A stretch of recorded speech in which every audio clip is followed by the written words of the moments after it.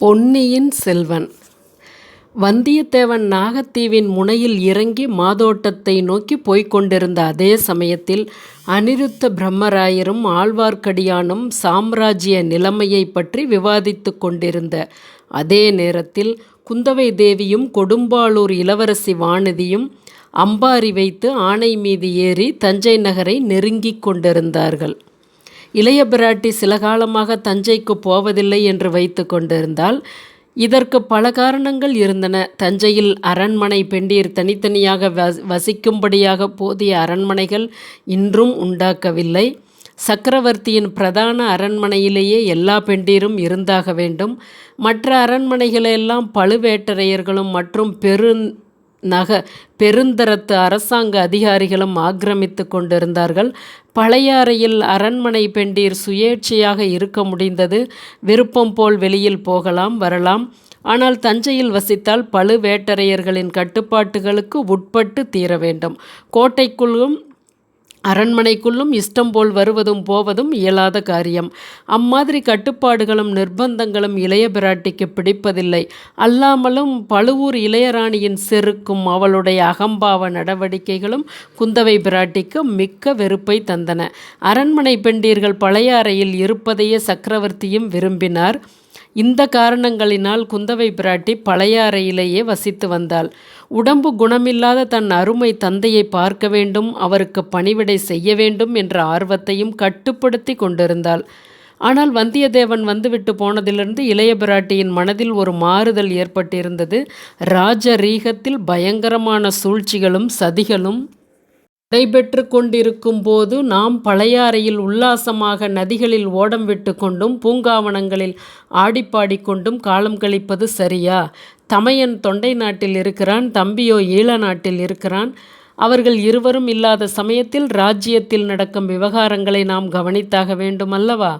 தலைநகரில் அவ்வப்போது நடக்கும் நிகழ்ச்சிகளை அந்தரங்க தூதர்கள் மூலம் அறிவிக்க வேண்டும் என்று தமையன் ஆதித்த கரிகாலன் கேட்டுக்கொண்டிருக்கிறானே. பழையாறையில் வசித்தால் தஞ்சையில் நடக்கும் காரியங்கள் எப்படி தெரிய வரும்? வந்தியத்தேவன் அறிவித்த செய்திகளோ மிக பயங்கரமாய் இருந்தன. பழுவேட்டரையர்கள் தங்கள் அந்தஸ்துக்கு மீறி அதிகாரம் செலுத்தி வந்தது மட்டுமே இதுவரையில் இளைய பிராட்டிக்கு பிடிக்காமல் இருந்தது. இப்போதோ சிம்மாசனத்தை பற்றியே சூழ்ச்சி செய்ய ஆரம்பித்து விட்டார்கள். பாவம், அந்த பரமசாது மதுராந்தகனையும் தங்கள் வலையில் போட்டு கொண்டார்கள். சோழ நாட்டு சிற்றரசர்களையும் பெருந்தரத்து அதிகாரிகள் பலரையும் தங்கள் வசப்படுத்தி கொண்டார்கள். எந்த நேரத்தில் என்ன நடக்குமோ தெரியாது. இவர்களுடைய சூழ்ச்சியும் வஞ்சனையும் துராசையும் எந்த வரையில் போகும் என்று யார் கண்டது? சுந்தர சோழரின் உயிருக்கு உலை வைத்தாலும் வைத்து விடுவார்கள். மாட்டார்கள் என்று எப்படி சொல்ல முடியும்? சக்கரவர்த்தியின் புதல்வர்கள் இருவரும் இல்லாத சமயத்தில் அவருக்கு ஏதாவது நேர்ந்து விட்டால் மதுராந்தகனை சிம்மாசனத்தில் ஏற்றி வைத்து விடுவது எளிதாய் இருக்குமல்லவா? இதற்காக என்ன செய்தாலும் செய்வார்கள். அவர்களுக்கு யோசனை தெரியாவிட்டாலும் அந்த ராட்சசி நந்தினி சொல்லிக் கொடுப்பாள். அவர்கள் தயங்கினாலும் இவள் துணி ஊட்டுவாள். ஆகையால் தஞ்சாவூர் நம் தந்தையின் அருகில் நாம் இனி இருப்பதே நல்லது. சூழ்ச்சியும் சதியும் எதுவரைக்கும் போகின்றன என கவனித்து கொண்டு வரலாம். அதோடு நம் அருமை தந்தைக்கும் ஆபத்து ஒன்றும் வராமல் பார்த்து கொள்ளலாம். சாதுவாகிய மதுராந்தகனை ஏன் இவர்கள் சிம்மாசனத்தில் ஏற்ற பார்க்கிறார்கள்? தர்ம நியாய முறைக்காகவா? இல்லவே இல்லை. மதுராந்தகனுக்கு பட்டம் கட்டினால் அவனை பொம்மையாக வைத்து கொண்டு தங்கள் இஷ்டம் போல் எல்லா காரியங்களையும் நடத்தி கொள்ளலாம் என்பதற்காகத்தான். அப்புறம் நந்தினி வைத்ததுதான் சோழ சாம்ராஜ்யத்தில் சட்டமாகிவிடும். அவளுடைய அதிகாரத்துக்கு பயந்துதான் மற்றவர்கள் வாழ வேண்டும். அவளிடம் மற்ற அரண்மனை மாதர் கைகட்டி நிற்க வேண்டும். சீச்சி, அத்தகைய நிலைமைக்கு இடம் கொடுக்க முடியுமா? நான் ஒருத்தி இருக்கும் வரையில் அது நடவாது. பார்க்கலாம் அவளுடைய சாமர்த்தியத்தை. தஞ்சாவூரில் இருப்பது தனக்கு பல வகையிலும் சிரமமாகவே இருக்கும். தாயும் தந்தையும் இங்கு எதற்காக வந்தாய், பழையாறையில் சுகமாக இருப்பதை விட்டு என்று கேட்பார்கள். சுயேச்சை என்பதே இல்லாமல் போய்விடும். தன்னுடைய திருமணத்தை பற்றிய பேச்சை யாரேனும் எடுப்பார்கள். அதை கேட்கவே தனக்கு பிடிக்காது. நந்தினியை சில சமயம் பார்க்கும்படியாக இருக்கும். ஆனால் இதையெல்லாம் இந்த சமயத்தில் பார்த்தால் சரிபடுமா? ராஜ்யத்துக்கு பேரபாயம் வந்திருக்கிறது. தந்தையின் உயிருக்கு அபாயம் நேரலாம் என்ற பயமும் இருக்கிறது. இப்படிப்பட்ட சந்தர்ப்பத்தில் நாம் இருக்க வேண்டிய இடம் தஞ்சையே அல்லவா? இவ்வளவையும் தவிர வேறொரு முக்கிய காரணமும் இருந்தது. அது வந்தியத்தேவனை பற்றி ஏதேனும் செய்தி உண்டா என்று தெரிந்து கொள்ளும் ஆசைதான். வந்தியத்தேவன் கோடியக்கரை பக்கம் போயிருக்கிறான் என்று தெரிந்து அவனை பிடித்து வர பழுவேட்டரையர்கள் ஆட்கள் அனுப்பியிருப்பதை பற்றி இளைய பிராட்டி கேள்விப்பட்டால் புத்தி யுத்திகளில் தேர்ந்த அந்த இளைஞன் இவர்களிடம் அகப்பட்டு கொள்வானா? ஒருவேளை அகப்பட்டால் தஞ்சாவூருக்கு தான் கொண்டு வருவார்கள். அச்சமயம் நாம் அங்கே இருப்பது மிகவும் அவசியமல்லவா? ஆதித்த கரிகாலன் அனுப்பிய தூதனை அவர்கள் அவ்வளவு எளிதில் ஒன்றும் செய்துவிட முடியாது. ஏதாவது குற்றம் சாட்டிதான் தண்டிக்க வேண்டும். அதற்காகவே சம்புவராயர் மகனை முதுகில் குத்தி கொல்ல முயன்றதாக குற்றம் சாட்டி இருக்கிறார்கள். அது பொய் என்பதில் சந்தேகமில்லை. ஆனால் அது பொய் என்பதை நிரூபிக்க வேண்டும். கந்தன்மாறனுடன் பேசி அவனுடைய வாய் பொறுப்பை அறிந்து கொள்வது அதற்கு உபயோகமாய் இருக்கலாம்.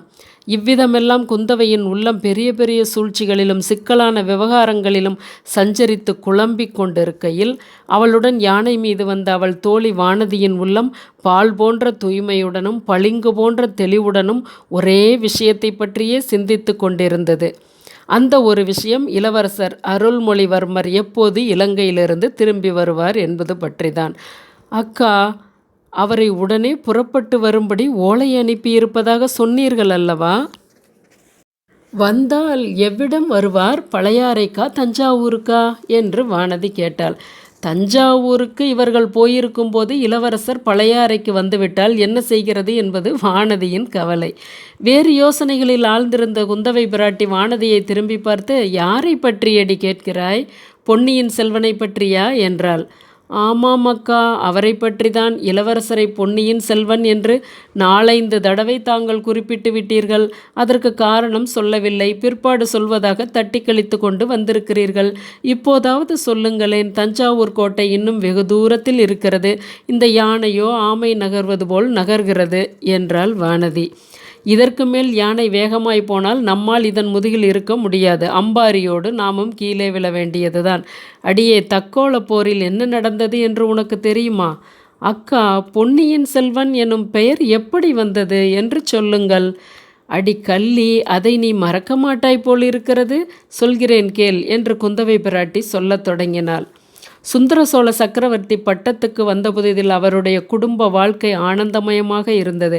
அரண்மனை படகில் குடும்பத்துடன் அமர்ந்து சக்கரவர்த்தி பொன்னி நதியில் உல்லாசமாக உலாவி வருவார். அத்தகைய சமயங்களில் படகில் ஒரே குதூகலமாய் இருக்கும்.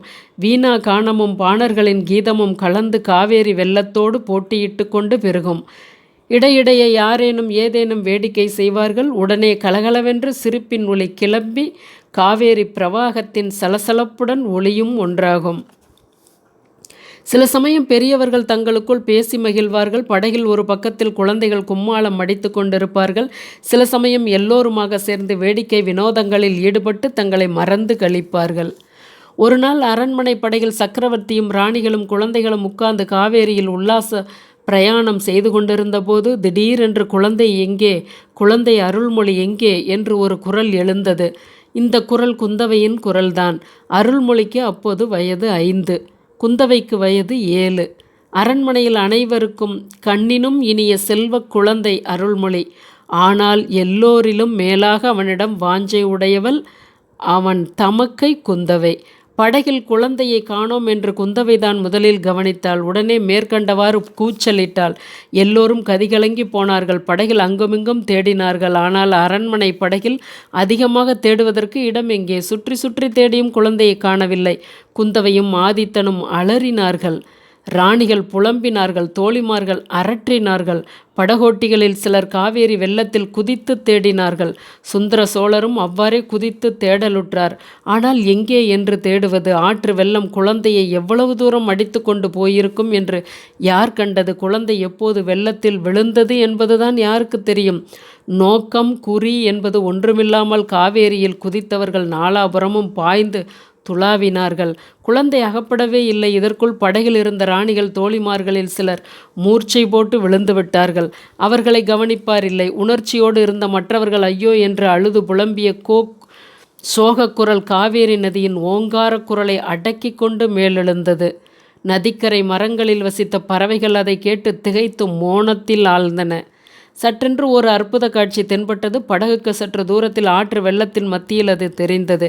பெண் உருவம் ஒன்று 2 கைகளிலும் குழந்தையை தூக்கி பிடித்து கொண்டு நின்றது. அந்த மங்கையின் வடிவம் இடுப்பு வரையில் தண்ணீரில் மறைந்திருந்தது. அப்பெண்ணின் பொன் முகம், மார்பகமும் தூக்கிய கரங்களும் மட்டுமே மேலே தெரிந்தன. அவற்றிலும் பெரும் பகுதியை குழந்தை மறைத்து கொண்டிருந்தது. எல்லோரையும் போல் சுந்தர சோழரும் அந்த காட்சியை பார்த்தார்.